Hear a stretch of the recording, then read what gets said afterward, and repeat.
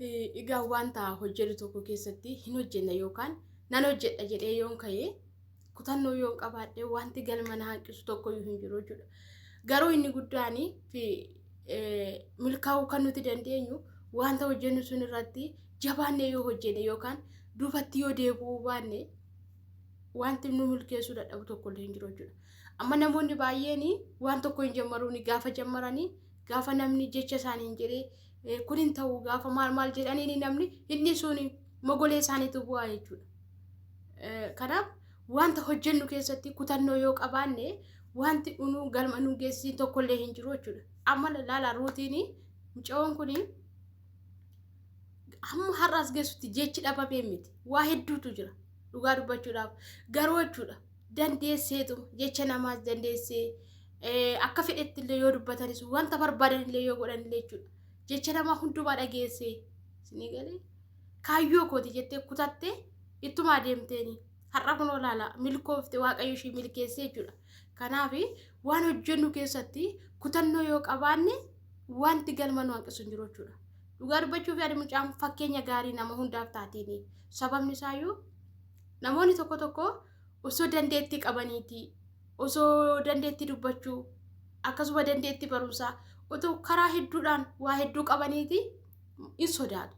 Warroonni sodaan keessa jiru hojjetanii agarsiisuu kan hin dandeenye sodaan kan keessa jiru jechuudha namoonni baay'een. Inni kun immoo wanta hojjennu keessatti sodaa yoo qabaanna ta'ee duubatti nu deebisa. Amleen keenya illee akka buunu taasisaa jechuudha. Egaa nagaa kollee daganni ashama harka fuudhee akkam jirtu hordoftoota siifan gindoo bakka jirtanitti nageenyi baraadu waaqayyoo isiniif haa ta'u anaa dhufu baga nagaan dhuftan isinii jechuun jaalladha. Egaa warri mana kanaaf haaraa taatan subscribe gochuun maatii keenya ta'a nutti dabalamaa isinii jechuun barbaada. Akkasuma immoo like gochuun jammara hamma dhuma sagantaa keenyaatti nu waliin tura. Yaadaa fi keeka qabdan koomentii jaalaluuf kaasanii jechuun barbaada. Galatoomaa baay'een isin jaalladha. Egaa har'a mucaan kun dhugaa dubbachuuf nama cimtuu sodaa maal akka ta'e ishii keessatti akkan baree isiniif himuu dhufe isinillee akkuma kana ishirraa ana caalaa yaada fudhattaniittan qabdu jechuudha. Dhugaa dubbachuuf mucaan kun nama cimtuudha nama baay'ee goboziidha jechuudha. Sababni isaayyuu namni yeroo tokko kan laalamu akka naannoo keenyaatti akka hawaasa naannoo keenyaatti namni maal laala nama barate qofa isinii galee nama barate nama digirii qabu nama lekchereroota profeesaroota doktoroota warroota akkasiitiin akkamitti ilaalla bakka guddaatti isaan keenya isaaniin akka kabaju namni keenya yeroo duriitti amma ooleera inni isinii galee akkas ture. Amma garuu yeroo teekinooloojii ta'ee isinii galee barumsa qofaan osoo hin taane duratti dabdi barumsa bichaa ari'amtiire waa'ee muuziqaa aartii namni kana namni keenyi baay'ee miti garuu barumsuma qofa irratti dipendi ta'ee jechuudha namni keenyi kan hojjechaa ture. Sa'aatii ammaa kanatti immoo barumsa osoo hin taane kan iddoo guddaa qabu sooshaal miidiyaa kanadha.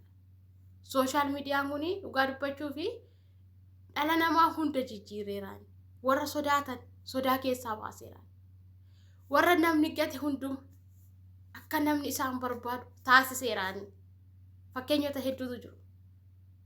Inni garee dhugaa dubbachuu fi osoo sooshaal miidiyaan kun hin ta'e namoota baay'ee kufee karaatti hafatu. Maaliif sababii harka qalluyyummaarraa kan ka'e maatiin kan barsiisuu hin dandeenye kan haatiif abbaan qabne kan karaarra ta'anii boohan isinii galee akkas ture. Garuu waaqayyo immoo gaafa namoota tokko jijjiiruu barbaadu gaafa biyya tokko jijjiiruu barbaadu ikoonoomii biyya tokkos gaafa kaasuu barbaadu kana fideeni. Egaa jechuudha mucaan kun nama baay'ee cimtuudha. Akkasuma laayivii irrallee yoo seentan ilaaltan laayivii irratti nama narrabsitu viidiyoo ishiin hojjettu viidiyoo qeeqa of keessaa qabu osoo hin taane viidiyoo uummata muluu ilaallatudha. Namoota warra shamarranii fakkeenya kan ta'e dhiirotaaf fakkeenya kan ta'e viidiyoo ishii keessaan barumsa malee isa arrabaa minaamini takka illee hin jiru. Nama baay'ee cimtuu jechuudha dhugaa dubbachuuf cimtuu. Amma viidiyoo namoota baay'ee gaafa laalle viidiyoo inni kanama warri miliyoona 2 miliyoona 3 miliyoona 4 qabanii viidiyoon isaanii sirba irratti kan hundaa'edha. Kanadha. Garuu kan ishii viidiyoo ishii hundumtuu waan barumsa guddaa of keessaa qabudha. namni keenya isa kam jaalataa bakka girri hin jiru bakka hoy hin jiru sinii galee bakka sirbi oddoo akkasii jaalata namni keenya achi keessaa garuu barumsi nuti argannu barumsi hin jiru sinii galee nuti namni tokko viidiyoo nama tokko ilaaluudhaaf isa sirbaa qofa ilaalaa osoo hin oolle viidiyoo nama kanaa maal barumsa maal of keessaa qaba jireenya korratti viidiyoo namni kun hojjete gahee maalii taphata jennee itti yaaduu nurra jiraata.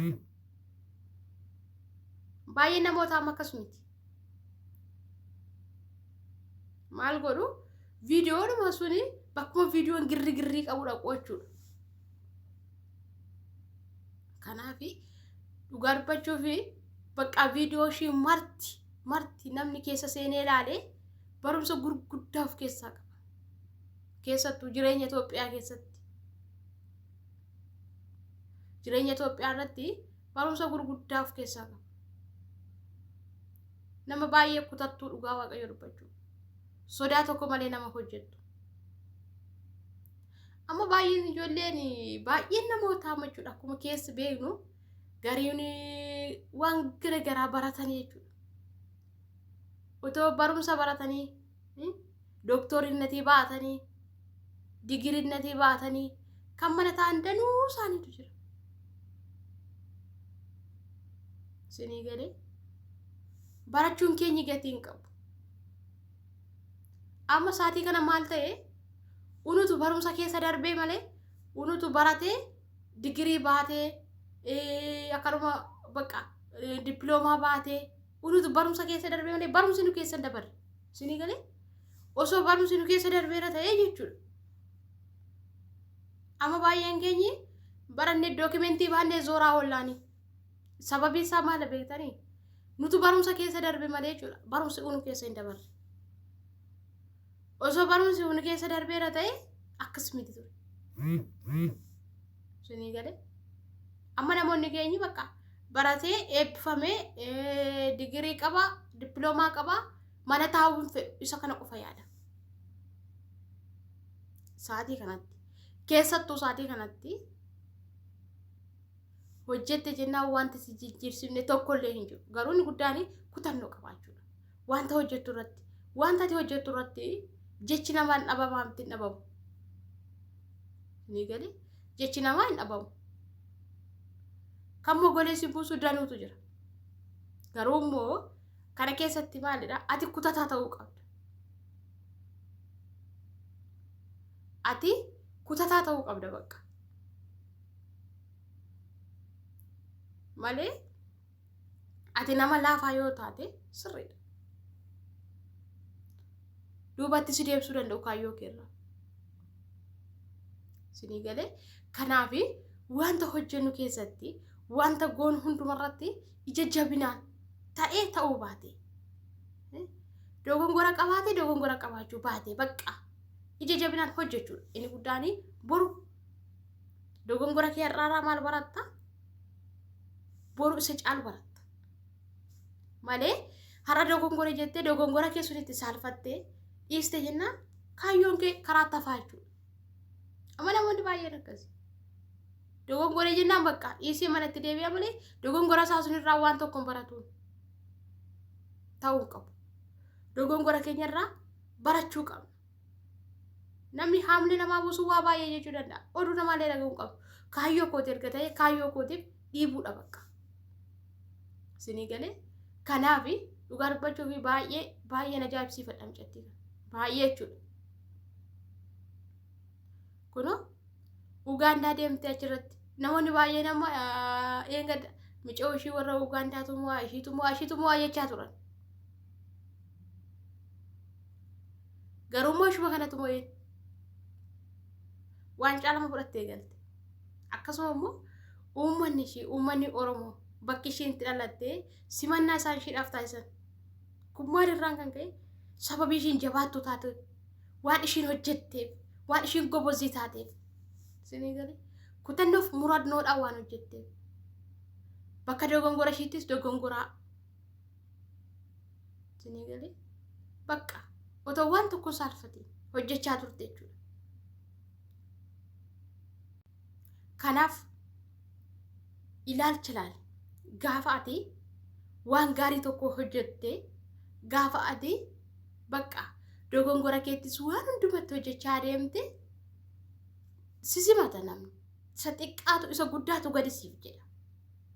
Isinii gadi isa xiqqaatu gadi siif jedha. Maaliif kuni yoo ati sodaachuu baatte yoo ati wanta hojjettu kamitti duubatti deebi'uu baatte wanti ati galma gahin takka illee jiru. Inni guddaan garuu maalidha? Kaayyoo qabaachuudha.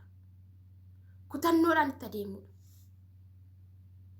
Isinii gadi har'a dhugaa dubbachuuf ofiishis jireenya gaarii jiraatti, dhallishis jireenya gaarii jiraata, maatii ishiillee jireenya gaarii jiraata.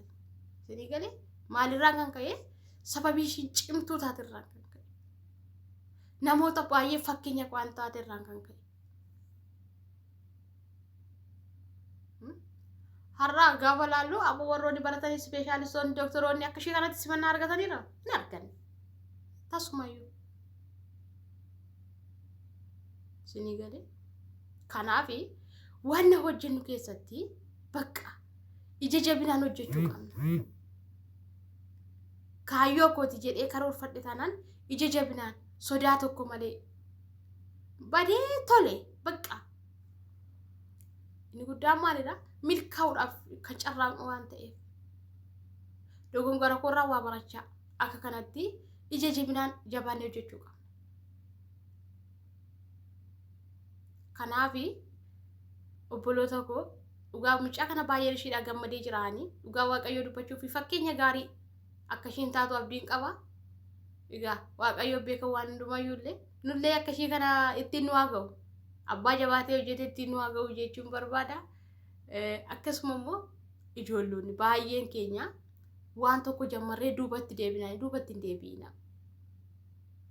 Bakka wanta hojjettu hundumaa jabaadhu hojjedhu malee tasumaa duubatti hin deebi'in. Isinii galee haa ta'us baatu. Amma dhugaa dubbachuuf mucaan kun miliyoona 2.5 qabdiimi. Ishiidhaa kan fala ta'uu hin kaffalu ta'uu namni hin beeku. Ishee bichee beeka. Isinii galee gaafa laayivii irras teessu laayivii irratti baay'ee hin argamtu. Jechoota hamaan dubbattu. Wanta safuu cabsuun gootu. Inni guddaan yeroo kamiyyuu nama faana kan walitti si jiraachisu maalidha? Wanta safuu qabu yoo hojjette wanti si milkeessine tasuma hin jiru. Safuu uummata ofiif eeggachuu gaariidha waan hundumaa. Kanaaf viidiyoon korraa kana fakkaata. Wanta hojjettanitti jabaadhaa hojjennaa. Hiyyummaa hin moona. Inni guddaan jabaatanii hojjechuudha. Kanaaf viidiyoon korraa kana fakkaata. Hamma dhumaatti waan hojjetan turtaniif galatooma. Bye bye.